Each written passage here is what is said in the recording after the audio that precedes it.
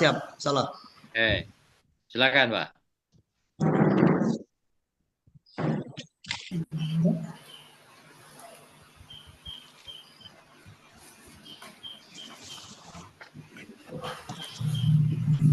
Dan duduk. Assalamualaikum warahmatullahi wabarakatuh. Waalaikumsalam warahmatullahi wabarakatuh. Kurang semangat. Kita ulang lagi. Assalamualaikum warahmatullahi wabarakatuh. Waalaikumsalam warahmatullahi wabarakatuh. Alhamdulillahirabbil alamin wassalatu wassalamu ala asyrafil anbiya wal mursalin wa ala alihi wa sahbihi ajmain. Amma ba'du, apa kabar anak Bapak semua? Alhamdulillah, luar biasa. Allahu Akbar. Ayo, kalau ditanya kabar harus dijawab lebih semangat. Apa kabar anak-anak Bapak semua? Baik, Alhamdulillah, luar biasa. Allahu Akbar. Oke, semangat. Kalau belajar itu harus semangat. Setelah itu, Bapak ingin mengabsen satu persatu nama-nama Ananda. Yang pertama, Saman hadir. Hadir, Pak. Hadir. Oh, Saman. Ini selalu semangat. Roslini. Hadir, Pak. Siti Halimah. Siti Halimah. Oh, Siti Halimah kemana? Sisriyanti. Oh, alhamdulillah. Hadir semua ya untuk hari ini. Ananda semua. Oke. Pada hari ini kita akan kembali belajar pendidikan agama Islam bersama Bapak. Temanya adalah menghadirkan sholat dalam kehidupan sehari-hari. Menghadirkan sholat dalam kehidupan sehari-hari. Jadi tujuan pelajaran kita hari ini adalah pertama, kita ingin memahami sholat. Apa itu sholat? Kita ingin memahami sholat dalam kehidupan kita sehari-hari. Yang kedua, menjelaskan manfaat spiritual dan psikologi sholat dan zikir. Yang ketiga, mengidentifikasi tantangan dalam menjaga konsentrasi sholat dan zikir. Yang keempat, mencari solusi atas masalah-masalah yang berkaitan dengan pelaksanaan sholat dan zikir secara konsisten. Yang kelima, mempraktikkan sholat dan zikir dalam kehidupan sehari-hari dengan pemahaman yang lebih mendalam. Baik, Anda semua. Pada pelajaran sebelumnya, kita telah belajar tentang apa sebelumnya kita belajar?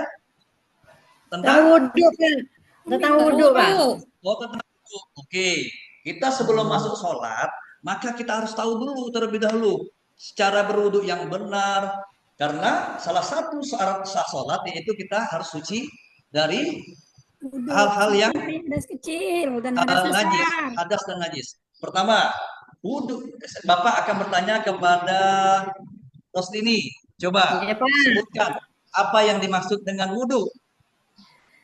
Mensucikan anggota tubuh, Pak, dengan air. Oh, mensucikan anggota tubuh dengan air. Baik. Yang kedua, Bapak bertanya dengan Saman. Silakan Saman. Bacakan niat wudhu. Niat wudhu, Pak ya? Ya, niat wudhu sama.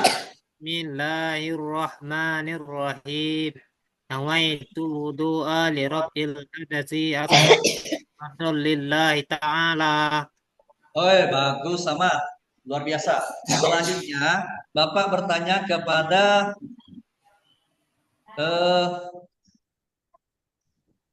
Siti Aisyah. Apa saja yang membatalkan wudhu?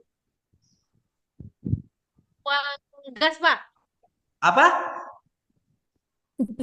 Buang angin, Pak. Oh, buang angin. Apalagi? Yang lain bisa bantu? Yang lain? Ketiduran, Pak. Oh, ketiduran. Tapi tidurnya tidur seperti apa? Tidurnya tidak, Pak. Nyenyak, Pak. Nyenyak tidurnya, Pak. Sudah. Apalagi?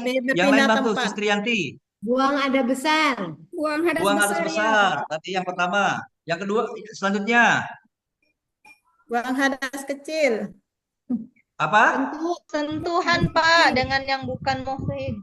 Iya, Tersebut bagus. laki-laki dan perempuan. Oke, yang bagus. Oke, jadi anak-anak Bapak semua, kita telah belajar sebelumnya tentang wudhu tadi. Jadi kita sebelum sholat itu kita wajib untuk bersuci terlebih dahulu. Caranya dengan berwudhu. Maka Berwudu. ketika kita memahami wudhu, maka salah satu syarat untuk sholat sudah kita penuhi. Maka sebelum kita belajar, mari kita berdoa terlebih dahulu yang dipimpin oleh teman kita Saman. Pada Saman, dipersilakan. Sebelum kita memulai pelajaran, mari kita berdoa. Berdoa mulai. Bismillahirrahmanirrahim. Rabbi Zidni ilman warzuqni fahma. Amin. Semoga dengan doa tadi kita tambah semangat untuk belajar. Allah tumbuhkan pemahaman dalam jiwa kita semua. Amin, Allahumma amin. Selanjutnya, materi kita pada hari ini kita menghadirkan sholat dalam kehidupan kita sehari-hari. Nah, sebelum kita masuk pelajaran, teman-teman semua, kita harus tahu dulu mengapa sholat itu penting bagi kita. Ada yang tahu? Silahkan jawab. Karena kewajiban umat Islam, Pak. Sholat adalah kewajiban umat Islam. Bagus. Apa lagi? Yang lain bantu Karena jawab. sholat itu adalah tiang agama, Pak. Masya Allah. Karena sholat itu adalah tiang daripada agama. Maka ketika tiang tidak ada rumah tiang, maka runtuhlah segala sesuatu. Bapak akan mengilustrasikan seperti apa tiang. Ini adalah agama. Maka kita dipegang oleh rukun Islam yang 5. Satu, ketika kita tidak naik haji, maka masih tepuk tangan, apa? Pak. Ketika kita tidak haji, tidak puasa, aman, bisa dipegang. Ketika tidak sholat masih. Namun ketika kita tidak sholat, maka lepaslah agama dari kita. Maka rukun semuanya. Maka dari itu penting kita harus memahami apa makna daripada sholat dalam kehidupan kita sehari-hari. Maka dalam pelajaran kali ini kita menggunakan metode PBL, yaitu pemecahan masalah, problem based learning. Tapi sebelum itu Bapak akan menjelaskan terlebih dahulu tentang pemahaman kita akan sholat. Pertama, pengertian sholat. Menurut bahasa sholat adalah berdoa. Kemudian yang kedua, pengertian zikir. Menurut bahasa adalah mengingat atau menyebut. Nah, selanjutnya silakan Anak Saman dipindahkan PPT-nya. Selanjutnya pengertian sholat menurut istilah. Sholat menurut istilah adalah suatu perbuatan serta perkataan yang dimulai dengan takbiratul ihram dan diakhiri dengan salam sesuai dengan persyaratan yang ada. Kemudian zikir menurut istilah adalah zikir adalah praktek mengingat dan memuji Allah Subhanahu wa taala secara terus-menerus dalam hati atau dengan suara kita. Lanjut. Selanjutnya macam-macam sholat. Nah, untuk anak-anak Bapak semua, ada yang tahu macam-macam sholat? Ada berapa? Macam-macam Wajib, sholat. Pak. Wajib sholat sunat. Oh, sholat wajib dan sholat sunnah. Nah, sholat wajib itu sholat sesuatu yang dibebankan kepada kita. Contohnya apa, Pak Saman? Saman, untuk sholat wajib. Maghrib, Pak. Nah, Sholat subuh, Pak. Subuh. sholat subuh apa lagi? Asar. Sholat zuhur. Sholat Sudah paham asar. semua ya? Sholat wajib adalah apa? Maghrib, isya. Harus kita kerjakan seperti tadi. Kalau kita tidak mengerjakan sholat, maka rubuhlah agama kita. Yang kedua adalah sholat sunnah. Nah, coba siapa yang sudah mengerjakan sholat sunnah? Dan siapa yang bisa menyebutkan contoh-contoh sholat sunnah? Silakan. Sholat sunnah ba'da isya Apa? misalnya, Pak. Setelah isya. Sholat Setelah sunnah isya. Qobliyah, ba'diyah. ba'diyah Oh, dan iya. qobliyah. Sholat Apa hari lagi? raya. Apa lagi? Sholat Oke. hari raya. Hujan. Ya, satu-satu. Satu-satu anak Bapak, satu-satu. Oke, kita akan jelaskan sholat sunnah rawatib. Sholat sunnah rawatib itulah sholat yang mengiringi sholat fardu. Contohnya 2 rakaat sebelum sholat subuh. 2 rakaat sebelum sholat subuh lebih baik daripada dunia dan seisinya. Luar biasa. Itu sholat sunnah 2 rakaat sebelum subuh. Apalagi sholat subuhnya Allah janjikan yang luar biasa. Barang siapa yang mengerjakan sholat subuh 2 rakaat, maka pahalanya sama dengan beribadah semalam suntuk. Itu luar biasa. Maka kita harus siap-siap untuk mengejar kebaikan yang Allah berikan kepada kita, kesempatan. Maka kalau kita ingin kaya, lebih kaya daripada yang punya iPhone, maka kita harus sholat subuh sholat sunnah 2 rakaat. Luar biasa. Lebih baik daripada dunia dan seisinya. Selanjutnya, sholat 2 rakaat sebelum zuhur. Kemudian 2 rakaat sesudah zuhur. Kemudian 2 rakaat sebelum asar. Apakah boleh Istrianti mengajarkan sholat 2 rakaat setelah asar? Sholat sunnah. Ini kita rajin sholat nih. Jadi rajin kita menambah sholat 2 rakaat lagi sesudah asar. Usolli sunat asri rakaat ini. Kemudian apa? Sudah setelah asar. Apakah boleh? Tidak boleh, Pak. 2 rakaat setelah asar. Istrianti. Tidak boleh. Sebelum beda, Pak. Sebelum aja. Oke, bagus. Kemudian 2 rakaat setelah maghrib. Kemudian 2 rakaat sebelum isya, 2 rakaat setelah isya. Itu sunnah rawatib. Kemudian sholat sunnah duha. Nah, sholat sunnah duha ini sholat yang dikerjakan ketika waktu duha. Setelah matahari terbit, naik. Dan waktunya setelah matahari naik. Maka kita sampai waktu zuhur. Sebelum waktu zuhur. Kemudian sholat sunnah tahajud. Sholat sunnah tahajud dikerjakan lebih afdolnya adalah sepertiga malam.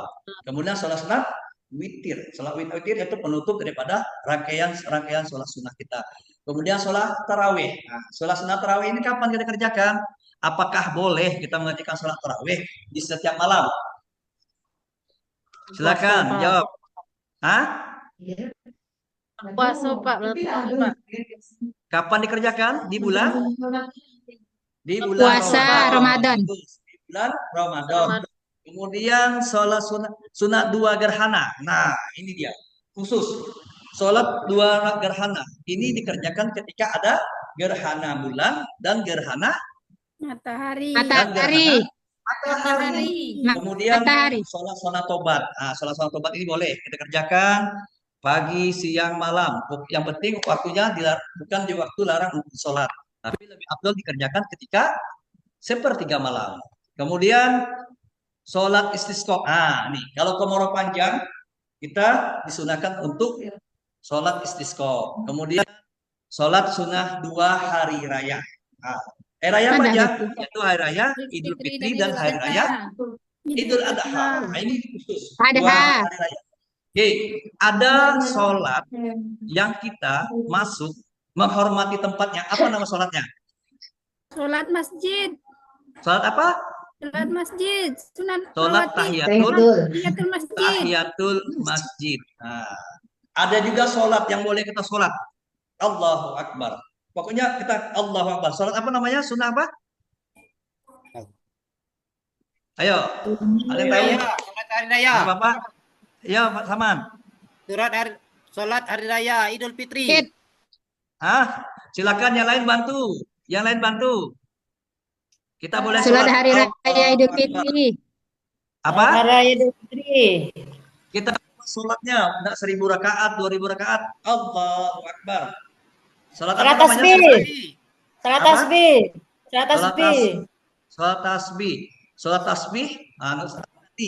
Sholat tasbih itu sholat yang kita membaca tasbih sebanyak 300 kali. Nah, kali namanya sholat sunnah mutlak. Nah, kita gak ada kerja nih mau sholat Allahu Akbar. Allahu Akbar. Pokoknya bebas sampai selama mau kita untuk sholat itu. Waduh, Riko. Lanjut ada Saman. Kemudian Allah Subhanahu wa taala berfirman dalam surat Al-Ankabut 45, manfaat daripada sholat. Utlu ma uhiya ila. A'udzubillahi minasyaitonirrajim. Bismillahirrahmanirrahim. Utlu ma uhiya ilaika minal kitabi wa aqimus shalah Inna sholata tanha 'anil fahsya'i wal munkar wa rizikrullahi akbar wallahu ya'lamu ma tasna'un. Bacalah apa yang telah diwahyukan kepadamu, yaitu Alkitab, Al-Quran, dan dirikanlah sholat. Sesungguhnya sholat itu mencegah dari perbuatan-perbuatan keji dan mungkar. Dan sesungguhnya mengingat Allah adalah lebih besar keutamaannya dari ibadah-ibadah yang lain. Dan Allah mengetahui apa yang kamu kerjakan. Ada sholat.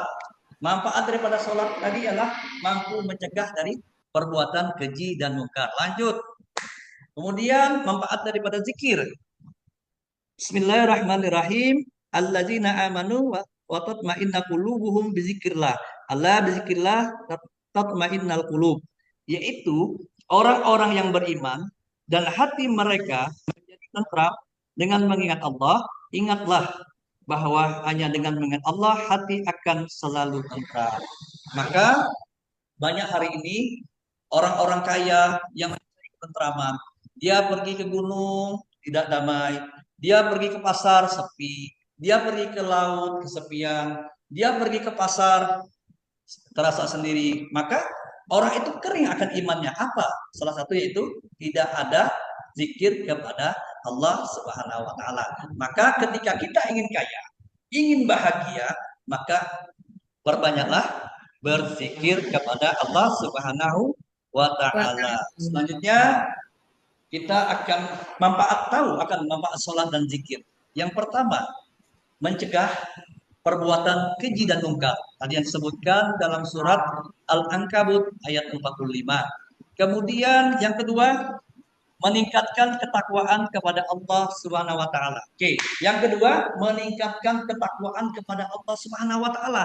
Bukankah orang yang takwa Allah janjikan surga? Kemudian yang ketiga, memberikan ketenangan dalam diri kita. Masya Allah, ketenangan inilah yang sangat mahal. Tidak ada nilainya dan tidak bisa dijual belikan. Yang keempat, mendapatkan kecintaan kepada Allah Subhanahu wa taala. Kecintaan apalagi yang kita harapkan selain kecintaan kita kepada Allah? Kecintaan yang tertinggi, mahabbah kita kepada Allah Subhanahu wa taala. Kalau Allah sudah mencintai kita, apapun yang kita berbuat, insya Allah Allah akan ridho. Allah akan selalu memberkahi hidup kita, langkah-langkah kita, napas-napas kita, perbuatan kita, dan selalu aktivitas kita. Kemudian selanjutnya, membentuk pribadi yang disiplin. Membentuk pribadi yang disiplin. Maka orang sholat itu akan disiplin. Maka orang kafir itu salut dengan orang Islam. Ketika orang Islam di Makkah, kata imam, luruskan saf dan rapatkan. Maka dalam waktu 2 menit, langsung rapi. Itu yang luar biasa di kedisiplinan orang-orang Islam. Kemudian melatih diri untuk menjadi pribadi yang tangguh. Bukan pribadi yang cengeng, bukan pribadi yang mudah mengeluh, bukan pribadi yang sebentar-sebentar cemen. Itulah sholat dan zikir. Kemudian meninggikan derajat kita, tentu. Yang membedakan kita orang muslim dan orang muslim ada derajat kita. Derajat kita di sisi Allah berdasarkan ketakwaan kita, kepatuhan kita, dan ketundukan kita kepada Allah Subhanahu wa taala. Selanjutnya manfaatnya adalah membersihkan kesalahan dan dosa. Kita sholat akan membersihkan kesalahan-kesalahan kita yang lalu. Penting itu. Karena kita tidak tahu berapa banyak dosa lalu yang pernah kita buat dan kita tidak pernah merasa berdosa. Itu berbahaya. Maka dengan sholat dan zikir, insya Allah akan menghapus jejak dosa-dosa kita dan kita berjanji tidak akan mengulangi lagi. Selanjutnya, meraih pertolongan dari Allah Subhanahu wa taala. Maka orang yang rajin sholat dan rajin zikir, insya Allah setiap doa-doanya, setiap permintaannya akan Allah cepat kabulkan. Selanjutnya, membuat kita lebih menyadari kebesaran dan kekuasaan Allah Subhanahu wa taala. Maka kita akan merasa takjub kepada Allah. Tidak ada yang lebih besar daripada Allah. Tidak ada yang maha luas daripada Allah. Hanya Allah lah yang berhak kita sembah. Baik, Anda semua, dari penjelasan Bapak tadi, yang panjang lebar tadi, silakan. Kalau Anda mau, sebelum kita membentuk kelompok diskusi, maka silakan. Kalau ada yang mau bertanya. Baik, kalau tidak ada yang mau bertanya, kita akan membuat kelompok kecil, 3 orang. Kelompok 1 akan dipimpin oleh Sama. Nah ini yang paling idola di kelas kita, Sama. Kelompok 2 oleh Siti Aisyah. Kelompok 3 Ya, Pak. Roslini. Nah, maka kita akan memecahkan masalah, solusi. Bapak akan dengan materi tadi, Bapak akan memberikan masalah. Silahkan Anda untuk berdiskusi, memecahkan masalah tadi. Silakan, Pak Saman.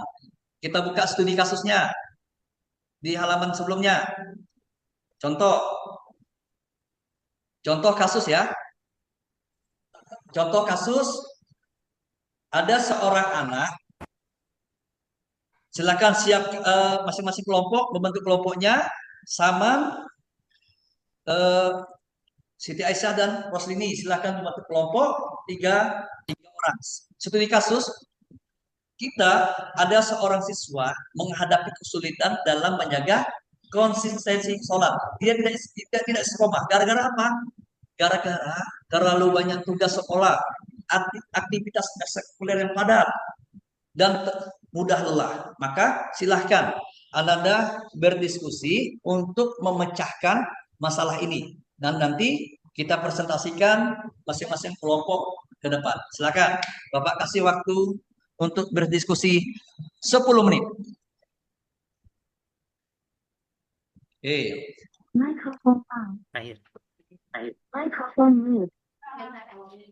Oke, baik, waktunya sudah habis. Silakan kelompok 1, 2, 3 yang mau mempresentasikan hasil daripada diskusi tadi, pemecahan masalah daripada kasus kawan kita tadi. Silakan. Kelompok 1, silakan, Saman. Ya, Pak. Izin, Pak. Supaya mereka konsen dalam sholat, maka caranya adalah dengan selalu ketika mendengarkan azan sholat, langsung sholat, Pak. Oh, langsung sholat. Ya. Bagus.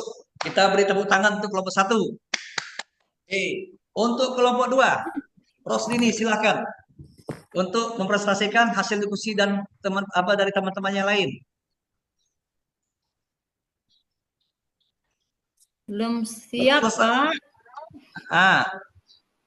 Belum siap, Pak. Belum siap ya? Oke, kita tunggu 1 menit lagi. Silakan Siti Aisyah untuk Ya, Pak. mempresentasikan hasil diskusi daripada kasus kawan kita tadi. Jadikan sholat sebagai istirahatmu dari segala kesibukan dunia, Pak.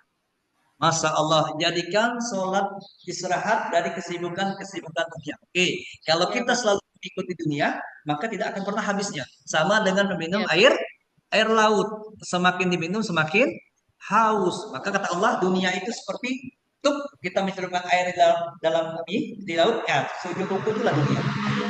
Maka silakan kelompok Rostini sudah bisa dipresentasikan? Ya, Pak. Bisa, Pak. Stop dulu. Iya, Pak. Tinggalkan kegiatan Iya, Pak. ekstrakurikulernya. Kita sholat dulu sama-sama. Itu ya, Pak. Oh, kita sholat dulu. Maka ketika ada aktivitas, maka kita harus meninggalkan sholat. Buat kesepakatan ya. Buat kesepakatan. Bagus.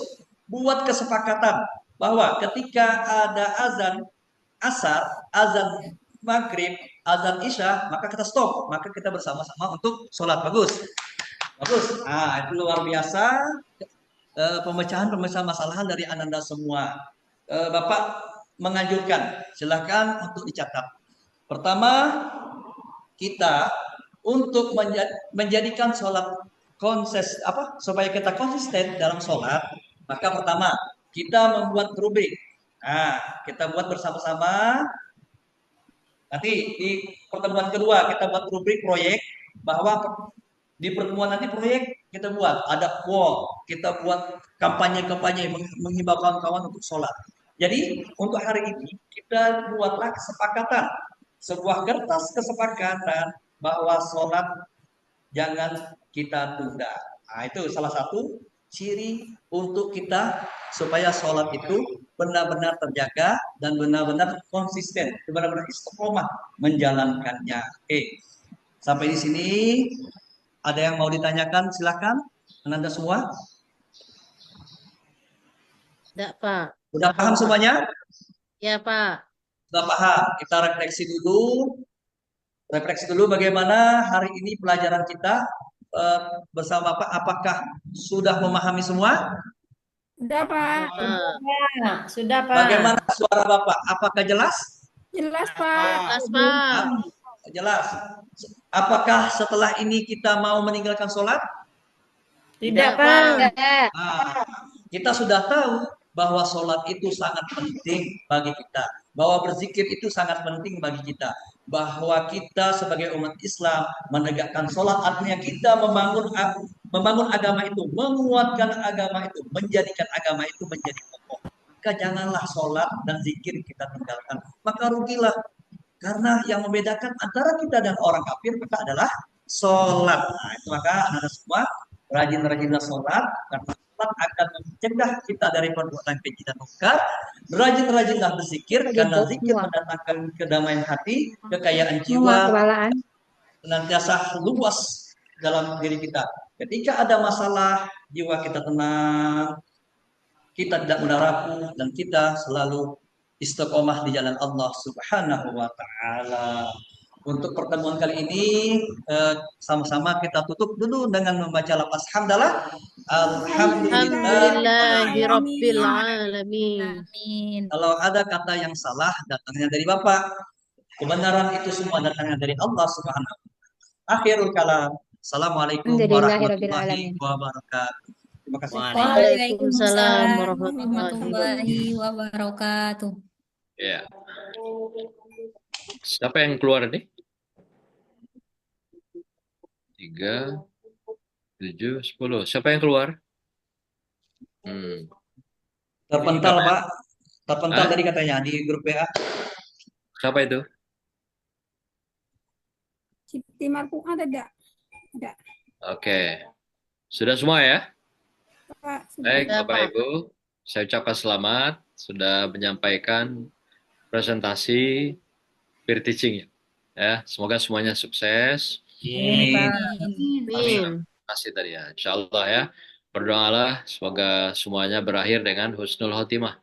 Amin Allahumma. Amin. Ya Allah. Ya Rabbal alamin. Saya tidak akan komen lagi karena semua sudah mengikuti jalannya peer teaching kita dan mana yang sudah merasa cukup, mana yang merasa kurang, ya silakan diperbaiki untuk kesempurnaan Bapak Ibu sekalian menjadi guru yang profesional pada masa yang akan datang.